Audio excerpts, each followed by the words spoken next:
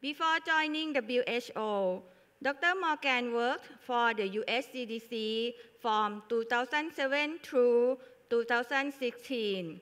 He held several positions including EIS officer, CDC country director in Dominican Republic and Sierra Leone, and critical leadership position in Ebola response, Atlanta Ebola Incident Manager, between November 2014 and February 2016. Dr. Morgan has also worked as a consultant to WHO, PAHO in several countries. I am sure that we will learn more about the significance of emergency response and field epidemiology from this morning session. Please help me welcome Dr. Morgan on stage. Dr. Morgan, please.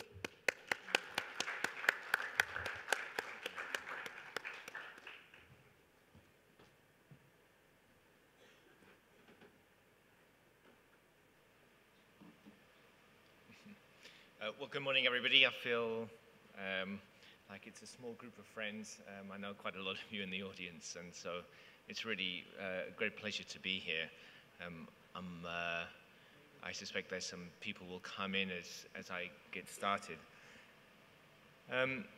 You know, I thought about various different ways to tackle this presentation or issues to focus on, and I really thought that an interesting thing about the field epidemiology training is that it really prepares people for all sorts of different types of field or epidemiology experience. And I think that while there are some things that are unique to responding to emergencies, really I think it's the application, the robust application of good epidemiological principles in an emergency that field epidemiology trained people can bring.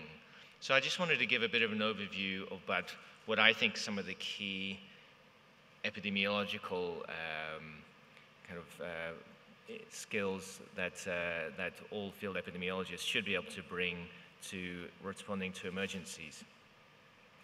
Just a kind of reflection is that, my journey on as a field epidemiologist began in 1996 actually in the Caribbean jungles in Guatemala, and this is me on your left.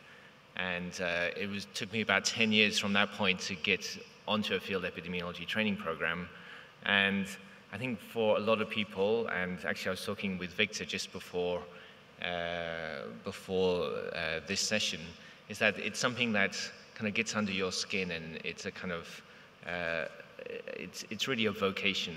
And once you have experienced field work and field epidemiology, it's something that sticks with you forever. So my journey, like a lot of you, has taken many different paths, but it continues to be really an exciting experience for me to work in field epidemiology. So I thought I would start, just before getting into some of the details, I would take the opportunity to explain a little bit of what's going on at WHO with the Health Emergencies Program, because I think it's important for us to communicate at WHO to all of you, so that when there is an emergency and we do reach out for people to participate, you understand a little bit of what's happening. So the Health Emergencies Program at WHO has been fairly kind of newly established to focus on all hazards, and that includes infectious diseases, non-infectious hazards, civil conflicts, natural disasters, and any other type of event that requires a public health response. As you probably are all aware, there's been a big overhaul of the program since the Ebola outbreak in West Africa. And in 2006 at the World Health Assembly, there was a resolution that was passed to approve the new structure of the Health Emergencies Program. And very kind of simply, this is how we've restructured. So there's an executive director, who's Dr. Peter Salama. And then in Geneva, there are 5 departments, and the one circled in red is the one that I am currently running. And but the interesting thing is that the structure of those 5 departments in Geneva are mirrored at the regional level as well. So we have a direct relationship with the WHO regional offices, and then also we have similar functions at the country level. So this is really a new way for WHO to extend its capabilities to respond to emergencies. As I mentioned, it's an all hazards approach, and the schematic for the way that we think about emergencies and deal with them is that we go through a structured risk assessment process to try and assess which risks are important, what those risks entail, what responses are needed. We have a process following a risk assessment to grade an event, and that grading is really an internal process to assess how WHO should focus its resources, and then we launch a response if needed. So this is the approach that we're now taking to systematically address all different types of emergencies. So how do we, as field epidemiologists, contribute to working in emergency responses? Well, I think that really the main role of a field epidemiologist is to contribute to decisions that are made about the response. And we're all taught when we learn field epidemiology, or we do an FETP program, that it's all around information for action. But I think that sometimes it's not very clearly articulated what that really means. And as I've increasingly had the opportunity to be in that decision-making role, it's given me a chance to reflect about what's important in terms of the epidemiological aspects. And so for me, the things that are really critical are having really good epidemiological descriptions about the situation that we're dealing with. There are obviously times where we need to then extend that epidemiological investigation to understand the causal agents or risk factors. Then we often conducting health assessments, and that's something that's probably not covered in many FETP curricula, but it's something that we do quite a lot of. And then we also need to measure the impact of our interventions. And again, that's often something we do as epidemiologists naturally, but we don't have that much formal instruction in doing that.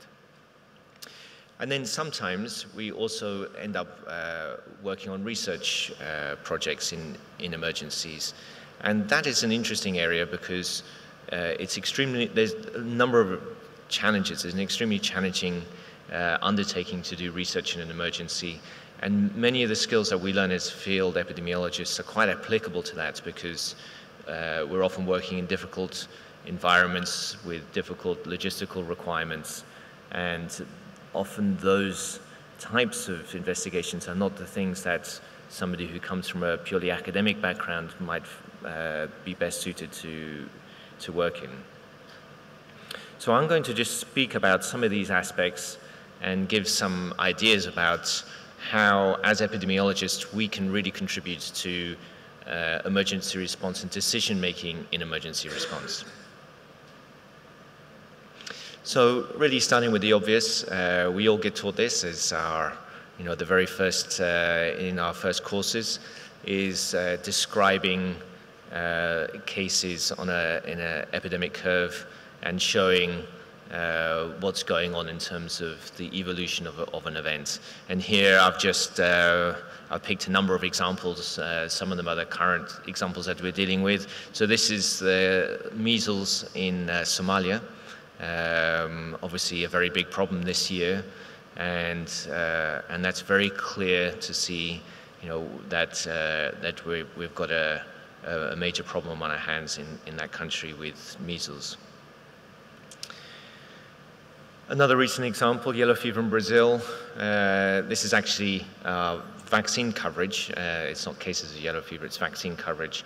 Big problem of yellow fever in Brazil, huge response. And it was really important for the response to understand what is happening. And we can see that just a good description of the number of people vaccinated by area is something that's really important for decision makers to understand how their response is going and what the risks might be to those populations.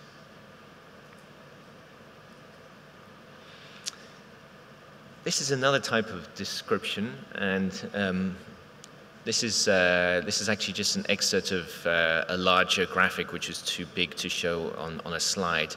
But this is something that we produced earlier this year, or at the around New Year's, that are cases of Legionnaire's disease that we thought were or suspected were coming from Dubai.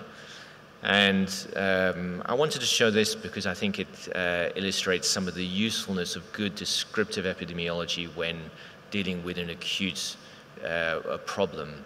And the concern that the authorities had in Dubai was that maybe travelers to Dubai were actually getting exposed and infected at the airport as they left the country because they hadn't seen many cases of Legionnaire's disease in Dubai. So we put together this descriptive summary of some of the Legionnaire's disease cases. And in the bars, we see the period of time that they spent in Dubai, and the black squares is their date of illness onset. And just by presenting the data in this way, you can see immediately that people got sick either while they were still in Dubai or immediately after they left. And so we could really reject the hypothesis that somehow people were getting exposed on their way out of the country at the departure lounge or the departure terminal in the airport, and then we then could progress the investigation. So I'm really wanting to emphasize to you that for responses, good descriptions are really critical. And this is I think the last example of how useful this good descriptive epidemiology is. And this is yet more complex, and this is a transmission diagram of cases of Ebola in Guinea. And you can see there's a lot of information here. It's really enabling us to understand who's linked with who, where those chains of transmission are going. Behind this was actually quite a lot of other information around the kind of molecular typing of the different viruses that were infecting these individuals. And this was really, what we used when we were managing that outbreak, with these descriptions, these graphical descriptions of cases and who is linked with who. So moving on and thinking about the role of epidemiology to understand what's causing illness during an outbreak or an emergency, I thought I would put up a foodborne example, because I think that if you really want to build up your skills as a field epidemiologist, doing foodborne outbreaks is really an essential foundational experience to learn a lot about field epidemiology. And so this is an outbreak of Salmonella in the UK, and I think most people have had some exposure to or some experience of working with foodborne outbreaks. And we can see a fairly typical kind of summary of a foodborne outbreak. We have a cluster of cases, you have the epidemic curve on your left, and not surprisingly, eggs were involved in the Salmonella outbreak, and we have egg mayonnaise was associated with getting Salmonella. But this was an interesting one, which is why I picked it out, is that actually there were two parts to the event, a morning event and an afternoon event. And these egg mayonnaise bagels were sitting unrefrigerated all day on a hot summer's day, and you can see that there's interaction here, that people in the afternoon, were much more who ate these egg bagels were much more likely to get sick. So, classic kind of field epi type investigation. but really a very important methodology and approach for understanding the cause of outbreaks. Here's getting a little bit more complex now, and here is an example of another investigation is to understand some of the etiology and characteristics of an event. And this is pandemic, the H1N1 pandemic flu in the US. And this is an investigation that we conducted really in the first 3 weeks after we've identified the first cases in the US. So this is really, really early on. At the beginning of the pandemic in the US, there were two pandemic and the first cases in the US, there were kind of two clusters, one in San Diego, one in San Antonio. And so we went to investigate the clusters in San Antonio. And one of the questions that we asked ourselves, well, is this virus behaving differently from other influenza viruses? And so we conducted a study to look at virus shedding and symptoms that people were reporting. And you can see on the right-hand side, this is a kind of graphical description of, when people had virus. We took a number of people and we did NP swabs on them every 2 days for, I think it was 21 days. And we also tracked their symptoms. And we did this really in real time. So this is really the first 3 weeks, and to understand what the characteristics of this virus were. And then we see the Kaplan-Meier curve, and you can see a very close association between the shedding of the virus or virus persistence and fever. And you can see that cough is not really indicative of somebody of virus shedding. So these types of epidemiological investigations and descriptions are really important when we're thinking about emerging infections. And as a global response community, when we have new events, we really need to be able to describe some of the key epidemiological features of those new infectious diseases. So I wanted to also kind of draw your attention to the fact that in emergencies, we not only deal with the public, but we also deal with occupational groups. And occupational groups are really a very important population for us to focus on. They're important not just because they're often a sentinel group of people who indicate that something's going wrong, but it really allows us to understand the nature of exposures and outcomes in a way that's a little bit different to the public. And sometimes we can get a little bit further ahead in understanding the public health consequences of an event by having a focus on occupational groups. And so this is an example, again from the UK, it was a fire at a oil depot storage facility, and we had a lot of exposure to smoke and products of combustion, which really actually covered a large part of the southern England, to such a degree it diverted flights into Heathrow and things like that. And so we did a study looking at respiratory impacts on firefighters. And not surprisingly, we could see that people who are closer to the fire, inside the cordon, the inner cordon of the fire, the firefighting response, were much more likely to report respiratory symptoms. But also importantly, we found that the respiratory protection that the firemen were using really wasn't providing them any protection at all, and whether they wore the masks that they were issued or not, it made no difference on on whether they were reporting respiratory symptoms. So that actually led to some further improvements into the type of respiratory equipment that the UK firefighters were using. So shifting on from just, so I've talked about descriptive epidemiology, and I've talked about studies that try to understand some of the etiology and risk factors of an event. But we're often asked to talk about the health needs assessment. So when we're going into or when we're dealing with an emergency response, we need to know not only what's causing the illness, but we also need to know what resources are available to respond to that.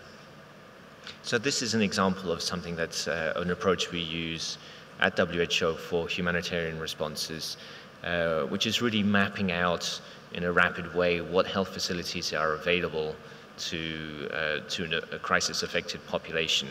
And this is, although this might not be classic field epidemiology, the data collection aspects are very familiar to anybody who's done field work. So these are results from an assessment that we recently did in Nigeria, in northern Nigeria, a very large humanitarian crisis currently underway. 6 million people are affected, internal displacement and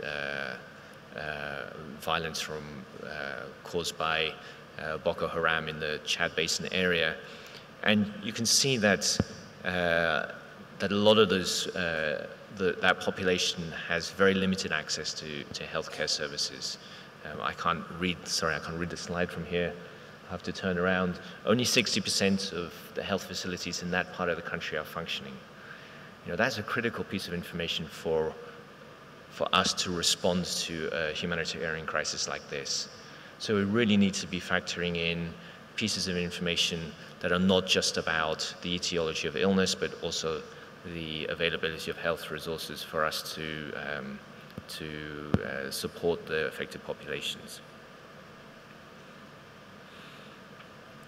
Here is another example of us trying to understand the health delivery component of our response in emergencies. And when there was the large cholera outbreak in Haiti in 2010, there was, not surprisingly, cholera spread from Haiti into the Dominican Republic, which is a country that shares the same island as Haiti. And like Haiti, the Dominican healthcare system had never experienced cholera before. It's not a disease that's endemic to that part of the world, or was not in that time. So there was a big effort to train healthcare workers about how to deal with, how to manage patients with cholera. So we needed to really understand whether that orientation and training was having an impact, and what additional training was needed for the healthcare workers. So very simply, we conducted a very rapid survey of healthcare providers and saw that many had received training, and not that surprising, but those who'd received training were more likely to understand how to manage cholera patients than those who did not receive training.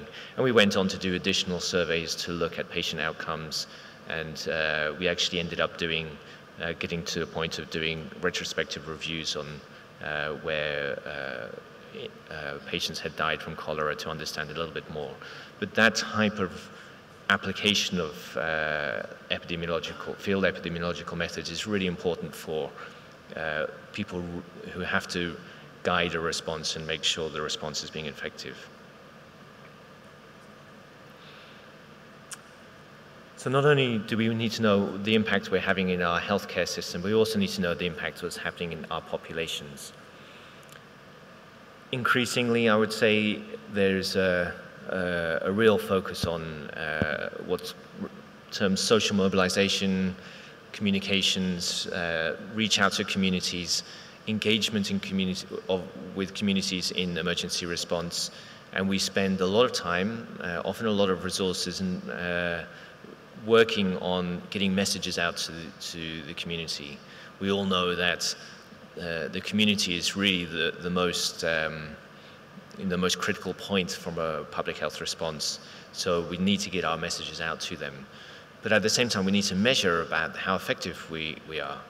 And this, although it's not routinely done, I think it's becoming increasingly included as part of our information response to an emergency, is trying to measure the impact of our community engagement. So here I just put up one question as and the answer to one question as an example of the impact of community outreach in Sierra Leone during the Ebola outbreak. And there was, again, a community that did not know anything about Ebola virus and a lot of misconceptions about what that disease was. And early on, much of the communication was to really clarify that this was a virus and that it wasn't some other kind of malady that was affecting the population. And so we did a series of knowledge, attitudes, and practice surveys, CAP surveys. We did them nationwide, fairly rapid way.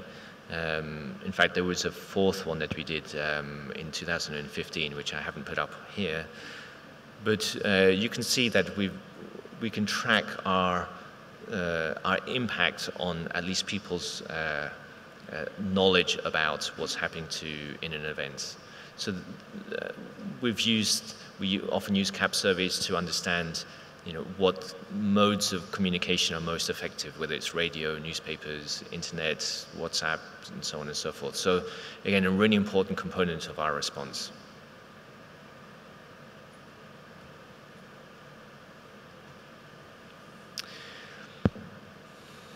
So for research, the research piece is a more difficult one, and lots of people are interested in research.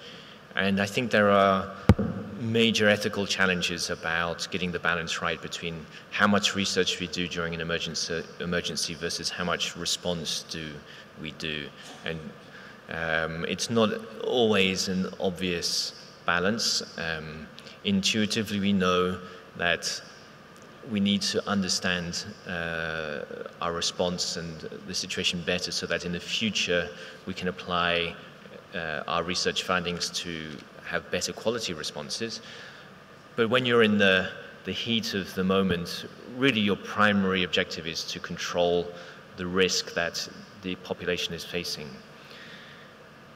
I picked this example because I thought it's a nice one where the two objectives coincided very nicely. And this is a study of Ebola virus persistence among survivors in Sierra Leone. And during the outbreak, it was really, based on previous outbreaks, it was understood that people who survive Ebola virus disease can shed virus, males can shed virus in semen for about 90 days.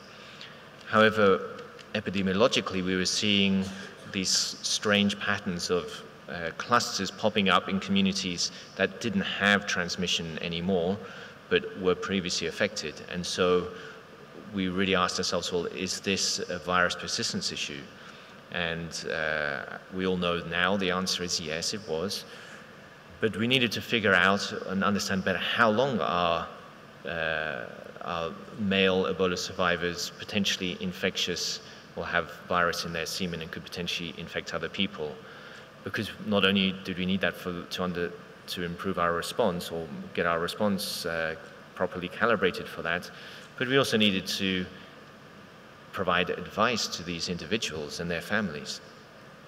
So during the outbreak response, we initiated a research study to look at Ebola virus in male survivors' semen. And that really is not a trivial undertaking.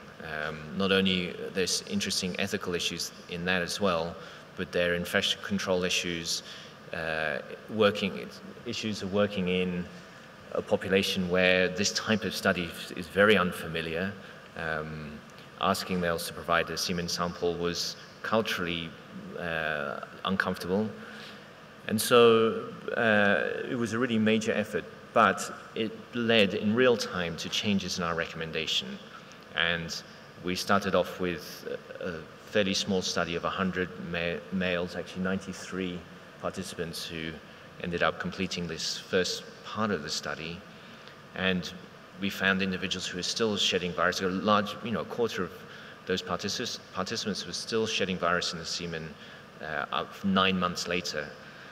We subsequently continued on with this study in the second phase, and found that males can shed virus for up to 18 months in their semen.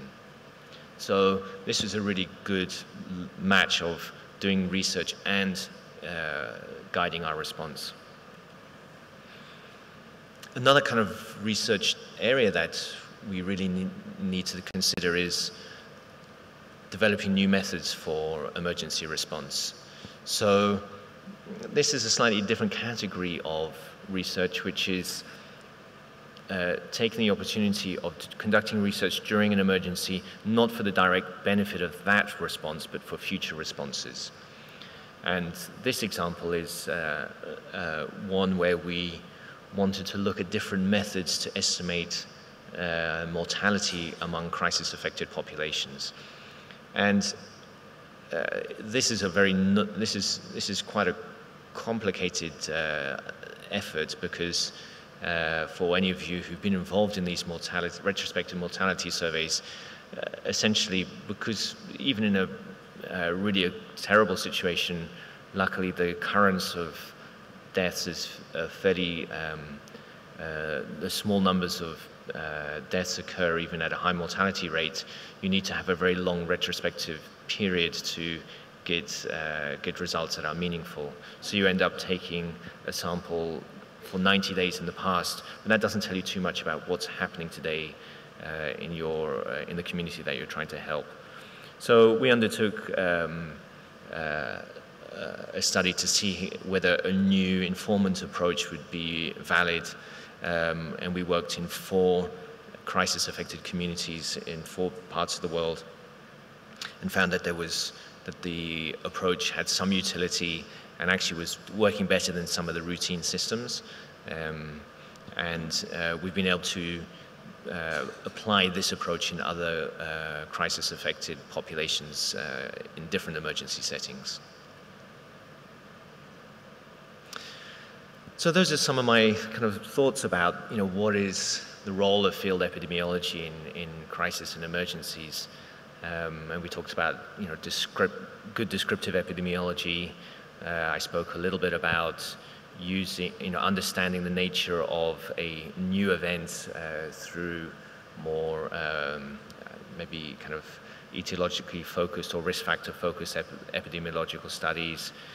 I discussed a bit about measuring health services and the impact of our health services and other interventions, and also the role of research.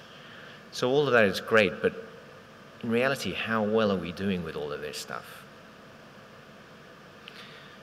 So this study was published in July in The Lancet. I'm not sure if it's out in print, but it's certainly out online, conducted by a friend and colleague of mine, Francesco Cecchi, and in collaboration with WHO and London School of Hygiene and Tropical Medicine. And his study set out to look at several crises that have occurred and to see how well we're doing at collecting some of this information. So in their study, they identified 6 kind of pieces of information that they thought are kind of key for the response community to know, to guide the response. They looked at activity mapping. So that's kind of a partner coordination type activity, who's doing what and where. Then rapid assessments, and this is a fairly kind of known methodology among the humanitarian sector called MIRA, the Multi-Sector Initial Rapid Assessment. They looked at health services availability monitoring. They looked at some core indicators, surveys of core indicators that are often collected in crisis-affected populations, such as crude and under 5 death rates, malnutrition, measles vaccination. They asked whether there was some epidemiological surveillance being conducted among those crisis-affected populations, and also whether there had been some assessments about the mental health impacts on those populations.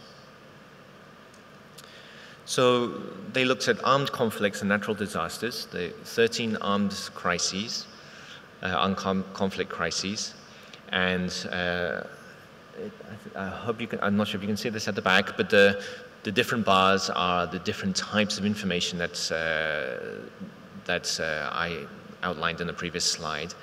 And the green is are the crises where those pieces of information were collected, and basically the other colors is where information was not available, either updated or not available at all.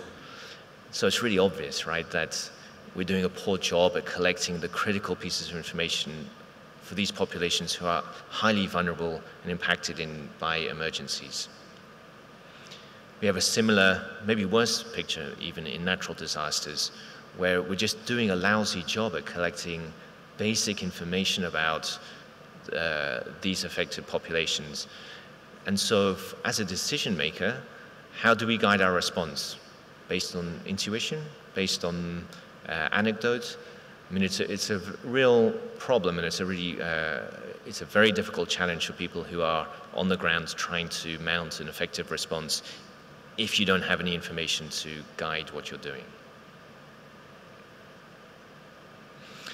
So in response, as a kind of follow-up to that piece of work, we worked with the Global Health Cluster, which is a partner consortium of non-governmental organizations and WHO to define what we consider are the critical public health information services that are needed for humanitarian coordination in disasters. And we identified 14 types of information that we think are critical, and those types of information we categorize into 3 domains. Information about the health status and threats for affected populations, health resource availability, and the health system performance. And I won't go through this exhaustively, but I wanted just to highlight to you that there is an effort underway. We are trying to systematically make recommendations and provide guidance about what should be collected. And although we've come to some consensus, I think, good consensus as to what we need to be doing, it's really still not clear how we're going to gather these pieces of information. For some of these data elements, there are not standard methodologies. They're not easily applicable approaches to gather this information. So there's a lot of work to be done by the epidemiology communities to figure out how can we go about systematically collecting information, these critical elements of information in crisis-affected populations.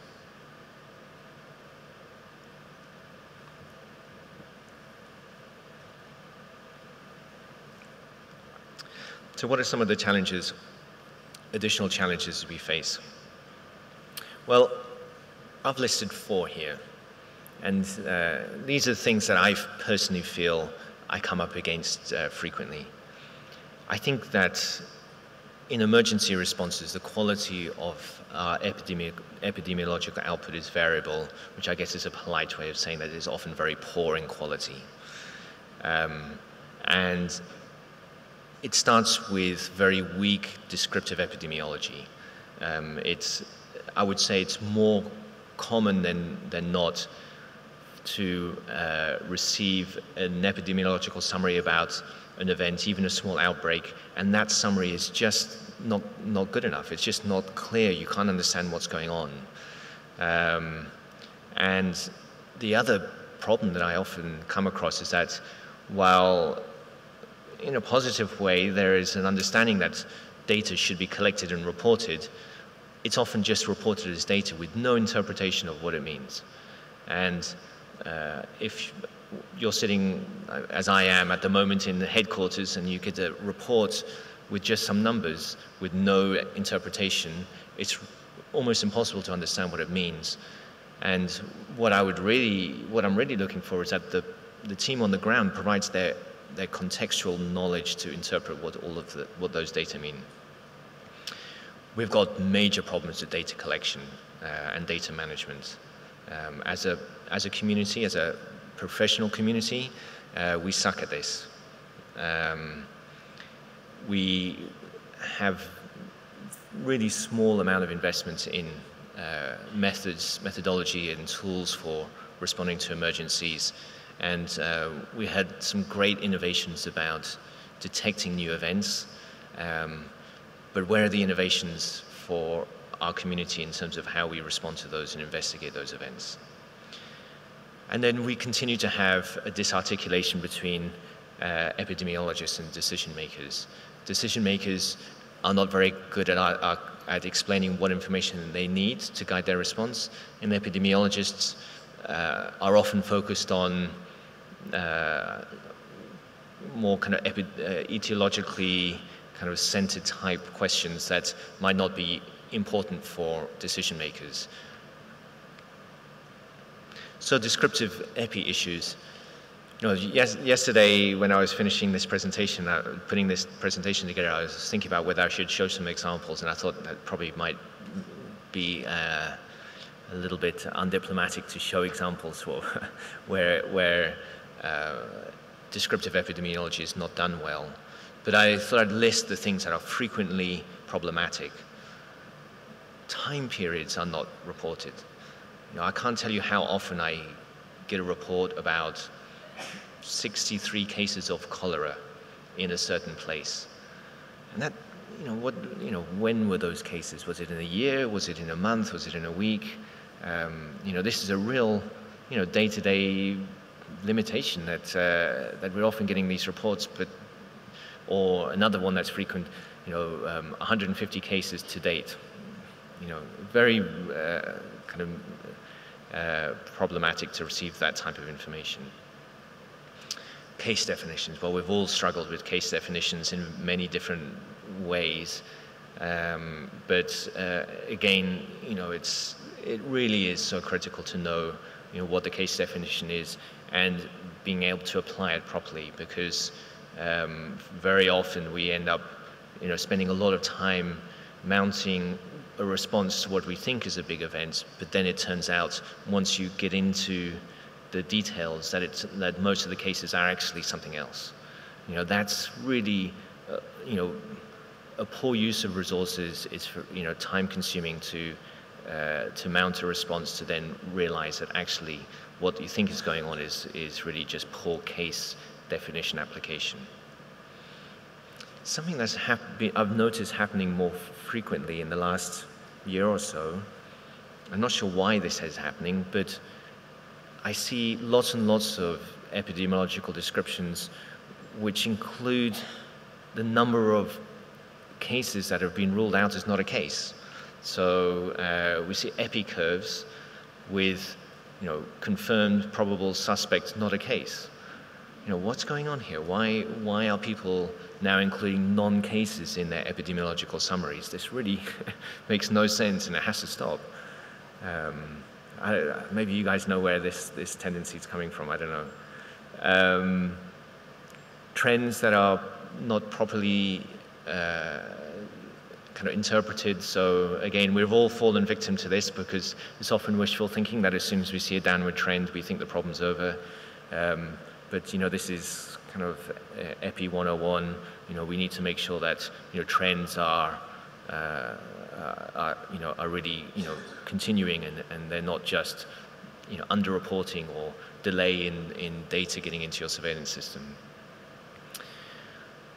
Clinical description of cases, again, is something that we're often lacking, and that's, I guess, maybe I should have put that next to the case definition issue, but without some clinical description of the cases, it can be very difficult to understand what's going on and to know how concerned we should be about a particular event. And then finally, and perhaps most challenging, is our poor reporting of the laboratory aspects of our investigation. And again, I receive many reports daily about cases, outbreaks, situations of confirmed cases. In fact, just the other week, 2 confirmed cases of yellow fever in northern Nigeria, potentially a huge problem. Yellow fever in the Lake Chad Basin could be a huge, huge public health crisis. But no information about what lab tests were run, why these were considered positive. In the end, they were turned out not to be positive at all. But maybe this is something for the field epidemiology community to really think about.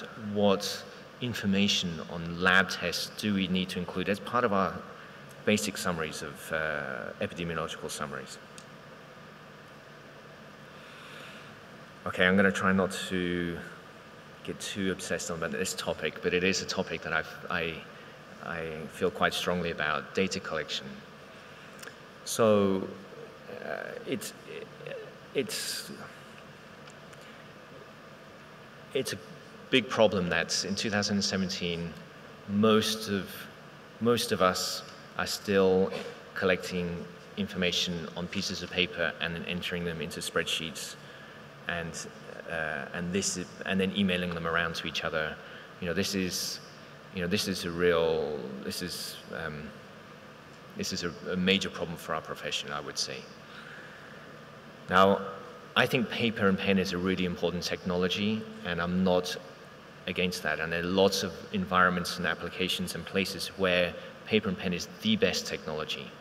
And this is actually, I thought it's a nice picture because it shows really nicely managed paper-based collection and reporting. And I'm from the UK, and in the UK you can go back to the 1800s where William Farr was collecting vital statistics, information about the entire population of the UK, and it's meticulous and it's well kept. Paper is a successful technology, and it's stood the test of time.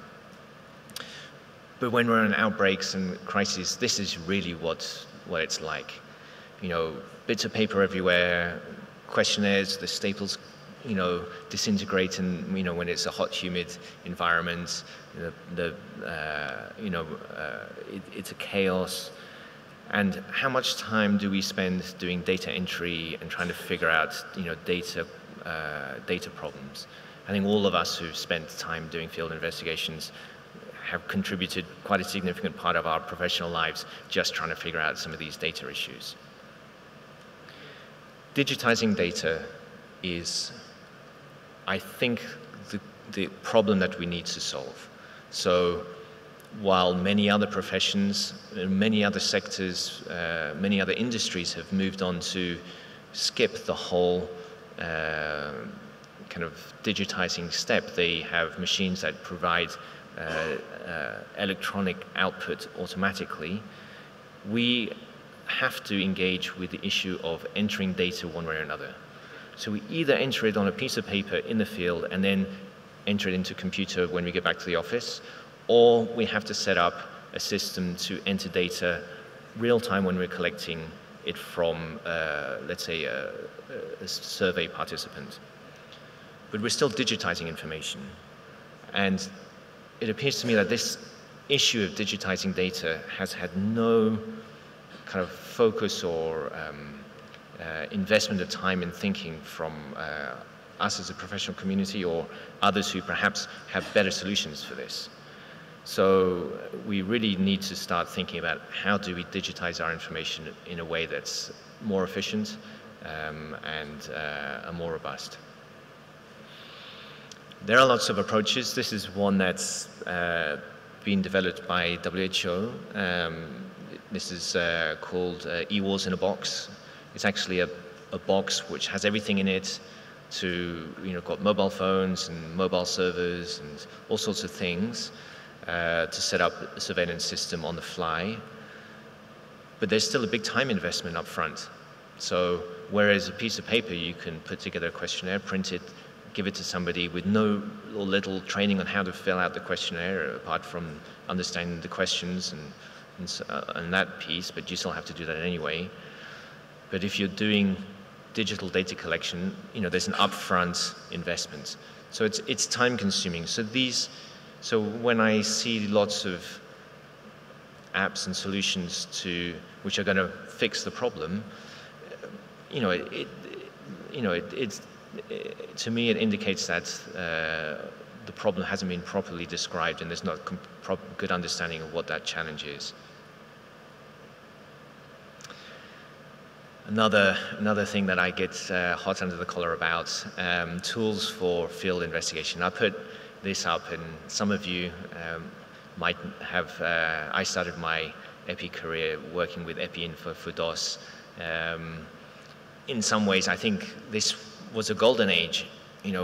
We could send any person out to the field, and they would almost 100% of the time have trained on EpiInfo for DOS and know how to use that. Now we're in this completely crazy, situation where we have many, many different things that we're all learning on, new different tools coming out every week.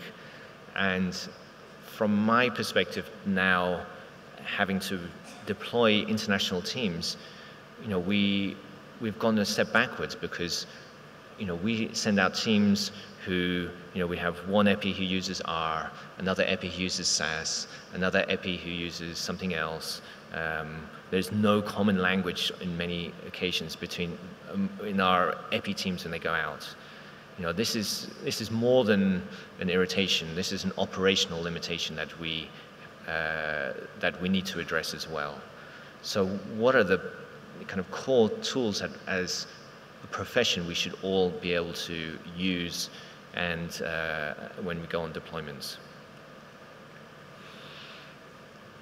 I don't really have a good answer to any of those questions, and here I've kind of listed as a kind of illustration some of the requirements that I've heard people express. And the take-home message here is that the list is long and much longer than this, and is not very well articulated. People want the impossible. They want something that's that's easy, but then it can be extended to national systems with multiple data entry. They want it electronic, but they also want it paper. They want it, they want all sorts of different things. And I think we need to do a better job at articulating what it is that we need out of our tools. There's a mismatch that's happened between expectation and reality. So I think all of us probably, when we flew here, we probably checked in online and did all of our stuff online. And there's a huge amount of functionality that we're used to now every single day through our handheld devices. And we now expect that functionality in our field responses. And it's not just us who expect that functionality, but if you speak to anybody who doesn't belong to the field EPI community, they'll ask the question, why can't you set up a national database or a national surveillance system that gathers information, that reports online, that gives you automatic updates at a click of a button? Because that's what we're all accustomed to. But in our public health workforce, we don't have that skill set. That we, as epidemiologists, we're not information specialists. We can do some basic data management. We can probably set up some fairly sophisticated data entry platforms, but we're not information specialists. We're not informatics specialists. And if we expect a whole new capability in our response, then we need to have that workforce also.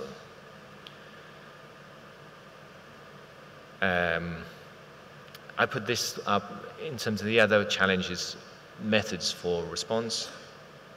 This is just a kind of illustration of one area where population size estimation. As epidemiologists, we naturally think about numerators and denominators. But how many crises have we responded to where we have no population denominator? Most, I would say.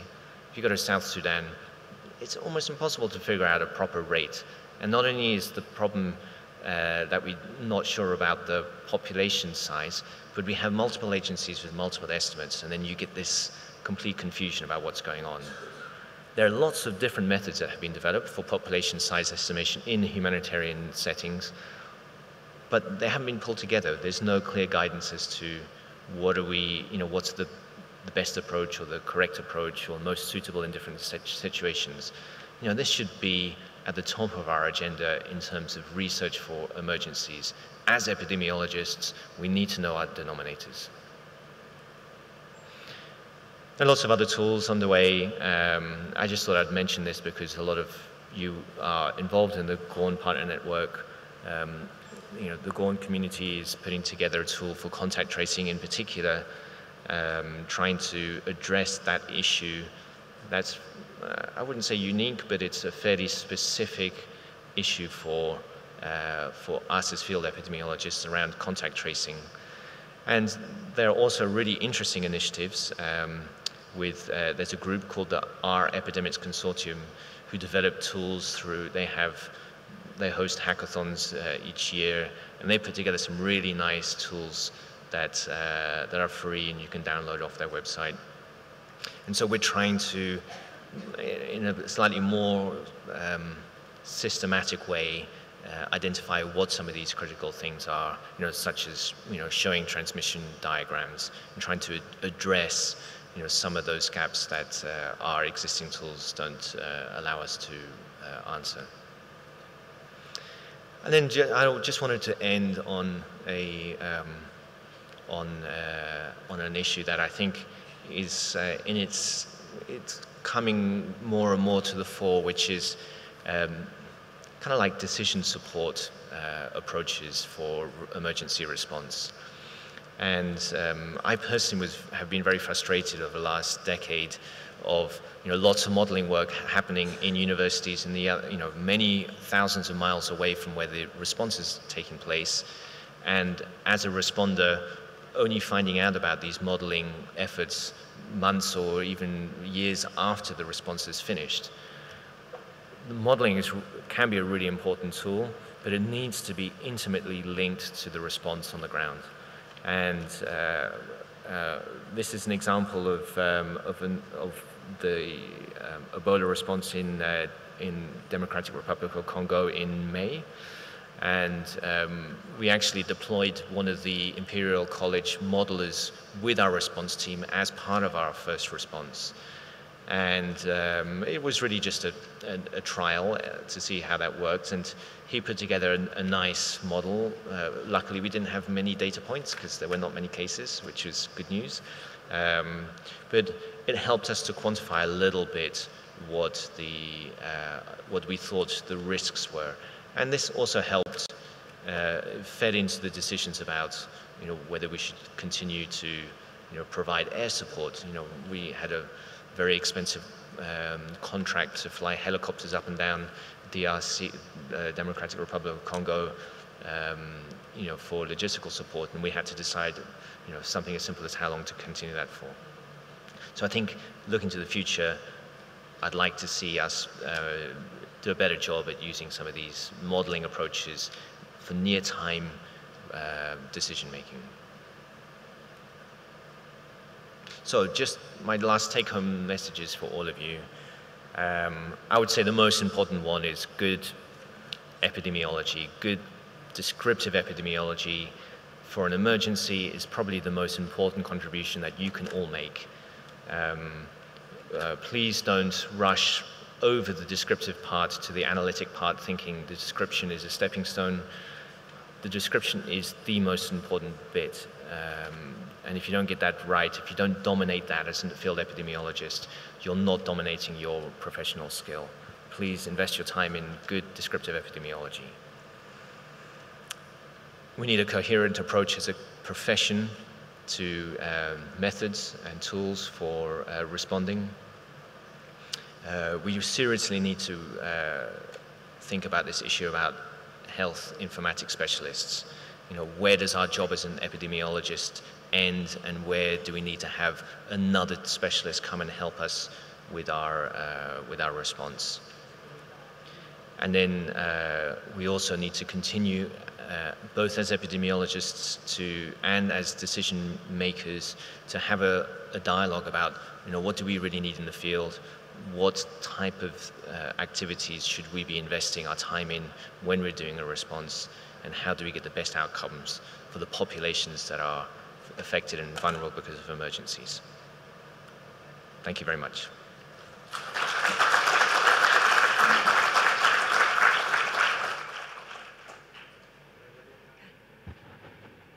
Thank you, Dr. Morgan. We have a time for question, 1 or 2 questions from the floor.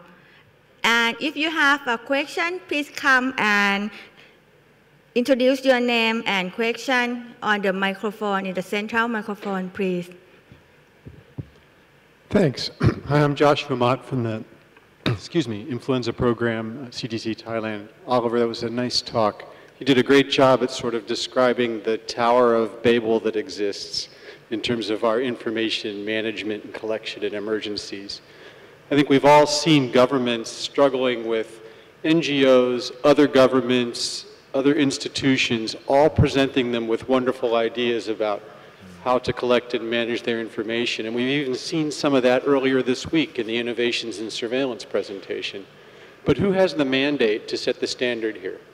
Where should the standards be produced and given out for what the basic common denominators should be in an emergency? I would imagine it's within an informatics group within WHO, and do you have anything else to say about what should come next? Yeah, I think, so there maybe just two different challenges. One is routine information systems, and those must be owned entirely by each country. You know, there's something called the Health Data Collaborative, which is a global initiative to bring together organizations which invest in health information systems to try and harmonize their support to countries around routine data collection systems. That's, you can find it online, Health Data Collaborative. In emergencies, I think the situation is a little bit different in that I think, you know, we can make recommendations that that can be applied across multiple different countries. Again, it's always the country's prerogative to decide what it wants to do. And I think, you know, the field epidemiology community is really well placed to help solve this issue. So I don't think it's really the job of WHO or anybody else to tell a country which information system to use, but I think we can, as a community, define what our basic needs are. So, you know, if we're all training on, let's say, EpiInfo for outbreak investigations, well, that's something we can promote as a standard tool for outbreak investigations, for just, you know, a certain part of outbreak investigations. I would like to see us do make some joint proposals. So, you know, WHO, TEPHINET, other organizations who are involved in routine responses, collaboratively deciding as a profession that we would like to consider certain either tools or certain standards as kind of universal. Please. Hello, good morning. I just wondering, my name is Pacharin and I come from FVTP Thailand. I just wondering about the challenge between when there is a public health emergency response and is just shifting to the international humanitarian assistance. And as WHO, as a leader of the health cluster, do you think there is a big challenge on coordinating or the currently response of between shifting from emergency to the international humanitarian assistance, like, for example, like Ebola or Yemen's cholera? Yeah, thank you.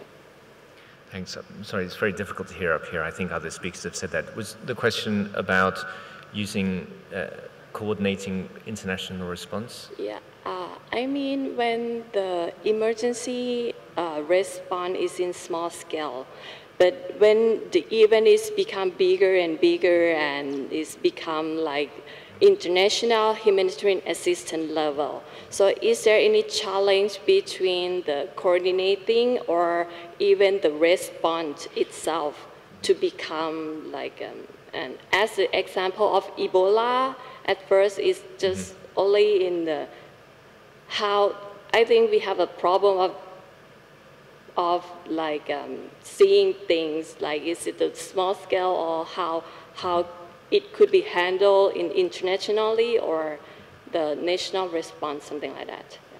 Thank you. Thank you very much. Yes, it certainly does become challenging once you get a very large response.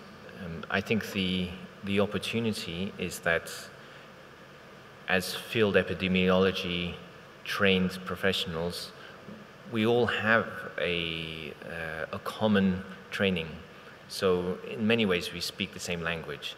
So if you find yourself deployed to a country with somebody who has gone through the field epidemiology training in a different program, then there are a lot of similarities, and then I think both individuals can start working collaboratively very quickly. I think that's my understanding is that's really the vision of the global network of field epidemiology training programs, is that we are all able to share common concepts together and have common training core capacities. I think where the bigger challenge happens is that there are not enough of us. So I frequently come across people who are working in an epidemiology job but with no epidemiology training. And we often have people who are who are geographers or have some other quantitative background who are doing the job of the epidemiologist but without the epidemiology training. That's the real challenge when it gets big. There's just not enough of us. I think this is for the last question, for one last question. Thank you. Good morning. I'm Susan Novomisha from Tanzania. Actually, my question is to hear your opinions on one aspect which you didn't really speak about, the political pressure during emergencies, with a number of efforts to improve the human resource, for example, the field epidemiology trainings, and also a lot of innovations in information systems. So maybe this will improve the quality of data and all that. But during emergencies, we have a lot of political issues, and sometimes also they affect the response of such events. So I would like to hear your views on that. Thank you. Yes, we've all suffered from the political pressures of outbreaks and outbreak response, and we've all been under in that situation where the minister wants to know the number of cases, the number of deaths, and sometimes that can be really difficult to compile. I think it is a core part of our job, is we need to wherever possible, not get too diverted by political requests when it comes to doing our epidemiology work. But I think we do also need to recognize that that contributing to a response also means contributing to the management of the political requests and questions. So when you have somebody who is at the national level and you're at the field and they're on the phone calling you because they want the data, it's not because they want to give you a hard time, it's because they need to fulfill their job, and their job is to provide information to their senior leadership, maybe the ministry or maybe the government. Also, there's a role in terms of if you don't share information during an emergency, there's an information vacuum which the media might fill with incorrect information, or it might cause or contribute to rumors or panic in a community. So, addressing that political issue is not somebody else's job. It's a collective job for all of us in the response. And when you're at that local level and you have somebody who's hassling you for an update, it's not because they've got nothing better to do. It's really because we need that information flow to address those political concerns. Okay, thank you for the question. On behalf of the TEPHINET, I would like to thank you, Dr. Morgan, for sharing and giving the idea and example during emergency response, and key on humanitarian emergency response. Please give him a hand again. Thank you so much.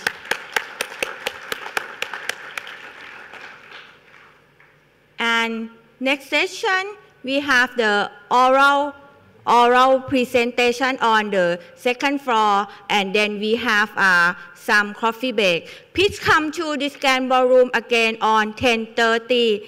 I think we will have you on this room on 10:30 too. Thank you so much.